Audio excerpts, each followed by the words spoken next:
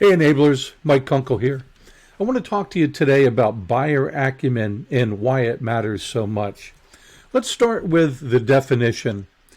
The foundation is really similar to buyer personas and understanding the roles and goals of the buyers.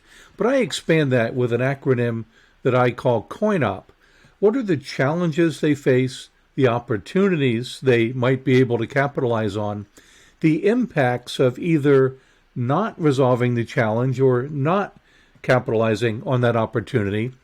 We'll jump over N for a second to look at the desired future state. What are the outcomes they want to achieve and the priority of those outcomes?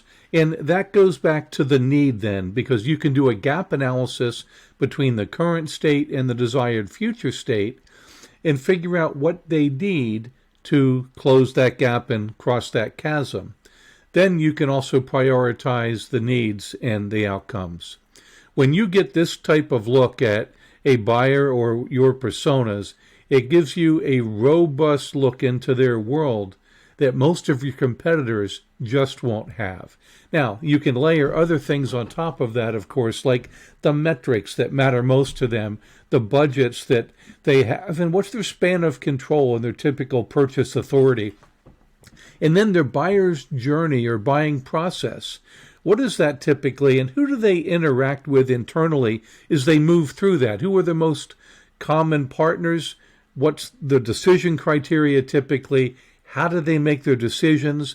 And even to the level of buying process exit criteria for each persona or decision maker in the deal, meaning in a given stage of their process, what does each decision maker need to see, hear, feel, understand, or believe to feel comfortable moving forward to the next stage with you?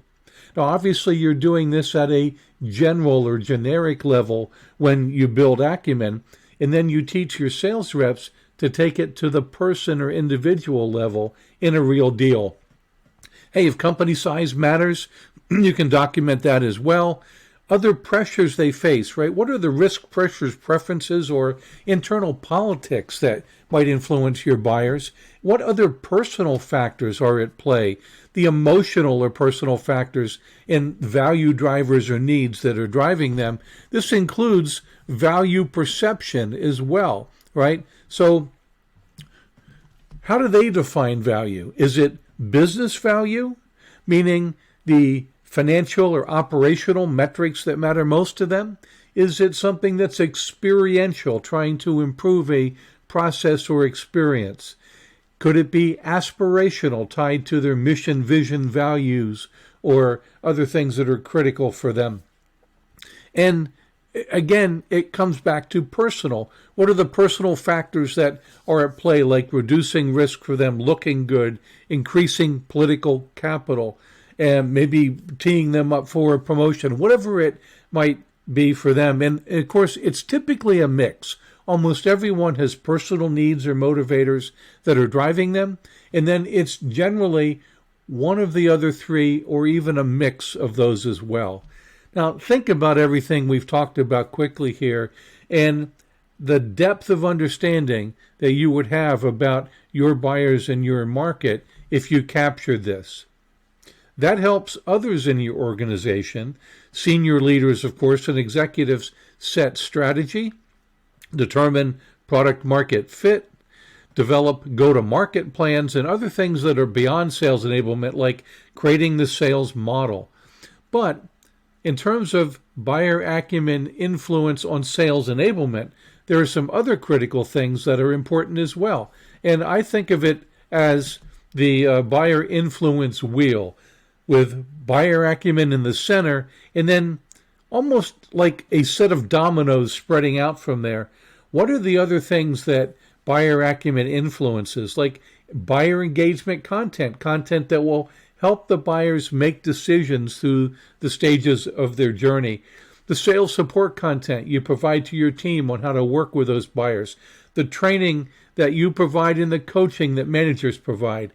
How about aligning the sales process to that buyer's journey and buying process and their exit criteria, the methodology that you endorse, the messaging that you produce, the product training, and the way you do it from a buyer-centric perspective, focused on problems that you solve versus just products, features, and advantages and benefits, and so much more. The truth is, if you get buyer acumen wrong, there are a lot of downstream negative impacts that will prevent you from achieving the highest levels of sales effectiveness. But when you get it right, you have an opportunity to enable your sales force to achieve at their highest possible level, serving and solving problems for their market and their buyers. Something to think about. Take a look inside at your organization, at your enablement function. What is your level of buyer acumen, and how could you improve that to increase the effectiveness of everything you see here on your buyer acumen influence wheel? I hope that helps.